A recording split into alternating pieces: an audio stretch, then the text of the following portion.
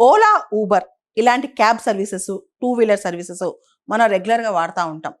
Ola, Uber ఇవి వచ్చిన తర్వాత నిజంగానే మన ప్రయాణం సులభం అయిపోయింది. ట్రాన్స్పోర్టేషన్ ఇన్ఫ్రాస్ట్రక్చర్ ఈజీ అయిపోయాయి. అయితే దీనిలో అనేక సమస్యలు కూడా తలెత్తుతున్నాయి. సడన్గా పీక్ అవర్స్లో డబుల్ ఛార్జెస్ అవటం, అంటే 300 అవ్వాల్సిన చోట 600 అవటం. దాంతోపాటు సడన్గా క్యాబ్ సర్వీసెస్ క్యాన్సిల్ అవటం, క్యాబ్స్ డర్టీగా ఉండటం, కొన్నిసార్లు బిల్లింగ్లో ట్రాన్స్పరెన్సీ లేకపోవటం, ఇలాంటి సమస్యలు కస్టమర్స్ ఫేస్ చేస్తున్నారు. ఇంకొకటి డ్రైవర్స్, ఎవరైతే ఈ క్యాబ్ డ్రైవర్స్ ఉంటారో వాళ్ళు కూడా ఎక్కువగా ఎక్స్‌ప్లాయిటేషన్ గురవుతున్నారు. ఈ హైర్ అండ్ ఫైర్ సిస్టంలో వాళ్ళ ప్లాట్‌ఫామ్ ఫీజే చాలా ఎక్కువ పే చేయాల్సి వస్తుంది. ముఖ్యంగా ప్రతి రైడ్‌కి దాదాపు 20-25% వాళ్ళు కమిషన్ పే చేయాల్సిన పరిస్థితి.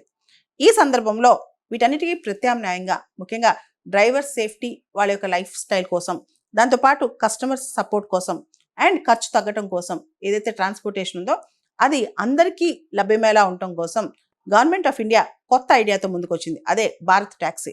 ఇది మల్టీ స్టేట్ సహకారీ టాక్సీ కోఆపరేటివ్ లిమిటెడ్ ద్వారా ఏర్పడిందనమాట. దీన్ని multi state cooperative societies act కింద రిజిస్ట్రేషన్ చేశారు. దీని యొక్క ఆథరైజ్డ్ క్యాపిటల్ 300 crores అనమాట. భారతదేశంలో ప్రముఖమైన సహకార సంస్థలు ఏవైతే ఉన్నాయో 8 మేజర్ కోఆపరేటివ్ సొసైటీస్ దీన్ని బ్యాకప్ చేస్తున్నాయి అనమాట. ముఖ్యంగా అమూల్ కావచ్చు, నేషనల్ డైరీ డెవలప్మెంట్ బోర్డు కావచ్చు, నాఫెడ్ కావచ్చు, వీళ్ళందరూ కూడా ఈ మొత్తాన్ని దాన్ని సపోర్ట్ చేస్తున్నారు.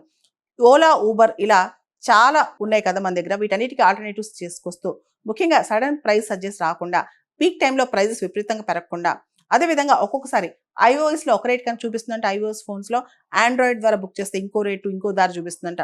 వీటన్నిటిని దాంతోపాటు ఆర్బిటరీగా సడన్గా రైడ్ క్యాన్సిల్ అవడం ఇవన్నీ జరగకుండా కొత్తగా ఈ భారత్ ట్యాక్స్ అనే కాన్సెప్ట్ తీసుకొచ్చారనమాట. ఈ భారత్ ట్యాక్స్ అనేది మినిస్ట్రీ ఆఫ్ కోఆపరేషన్ మరియు నేషనల్ ఈ గవర్నెన్స్ డివిజన్ కింద పనిచేస్తంట. మనందరూ తెలుసు భారతదేశం మినిస్ట్రీ ఆఫ్ కోఆపరేషన్ అని చెప్పి 4 ఏళ్ల క్రితం ప్రత్యేకమైన మినిస్ట్రీని స్థాపించింది. అంతేకాదు సహకార సమృద్ధి థీమ్తో ముందుకెళ్తున్నాం. నేషనల్ కోఆపరేటివ్ పాలసీ 2025 కూడా తీసుకొచ్చిందనమాట మన ప్రభుత్వం. ఎవరైతే ఈ భారత్ ట్యాక్సీలో భాగం అవ్వాలనుకుంటారో డ్రైవర్స్ అందరూ కూడా ఒక మెంబర్షిప్ ఫీజు కట్టాలి.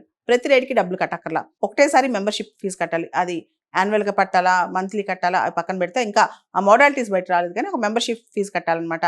దీనివల్ల ప్రతి రైడ్కి డ్రైవర్ కమిషన్ ఇవ్వాల్సిన అవసరం లేదు. దాంతోపాటు ఏదైతే ఛార్జీలు ఉంటాయో సడన్గా ఛార్జీలు పెరగవు అనమాట. పారదర్శకంగా రేట్లు ఉంటాయి అనమాట. ఏదైతే రైడ్ ఫేర్స్ ఉంటాయో అవన్నీ కూడా ట్రాన్స్పరెంట్గా ఉంటాయి అనమాట. హిడెన్ ఛార్జెస్ లేదా ఆల్గోరిథమిక్ చేంజెస్, మ్యానిపులేషన్స్ ఏమి ఉండవు. అంటే సడన్గా యాప్లో రకరకాల మార్పులు రావన్నమాట. సో ఈ భారత్ ట్యాక్స్ అనేది ట్యాక్సీలు వస్తున్నాయి, ఆటోస్ వస్తాయంట, భవిష్యత్తులో టూ వీలర్స్ కూడా వస్తాయంట.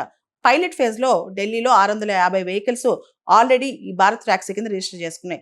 2026 మార్చి కల్లా అన్ని మెట్రో నగరాల్లో ఈ భారత్ ట్యాక్సీ అనే కాన్సెప్ట్ వ్యాప్తి చెందుద్దంట. ముఖ్యంగా వీళ్ళకి ఈ భారత్ ట్యాక్సీ డ్రైవర్స్ ఎవరైతే ఉన్నారో మనకు తెలుసు, ఓలా, ఊబర్ కానీ ఇలా డ్రైవర్స్కి గిగ్ ఎకానమీ మోడల్లో వాళ్ళకి ఎటువంటి ఇన్సూరెన్స్లు కానీ ఏమీ లేవు. కానీ ఈ భారత్ ట్యాక్సీలో కోఆపరేటివ్ ఇన్సూరెన్స్ ఉంటుంది, వెల్ఫేర్ ఫండ్ ఉంటుంది, పెన్షన్ స్కీమ్స్ కూడా ఉంటాయి. ఇది చాలా అద్భుతం అని చెప్పాలి. ఎందుకంటే భారతదేశం పోను గిగ్ ఎకానమీ మోడల్లోకి వెళ్తుందనమాట. ఈ గిగ్ ఎకానమీ మోడల్లో ఎవరైతే ఎంప్లాయీ ఫార్మర్ రిలేషన్షిప్ ఉంటుందో అదే ఉండదు. వచ్చావా, పని చేసావా, ఎన్ని గంటలు పని చేసావా, డబ్బులు తీసుకుని వెళ్ళిపోని ఉంటుంది అనమాట. అలా కాకుండా ఈ కోఆపరేటివ్ సిస్టమ్ ద్వారా డ్రైవర్స్ ఎవరైతే ఉంటారో వాళ్ళ వెల్ఫేర్ కూడా చూస్తున్నారనమాట.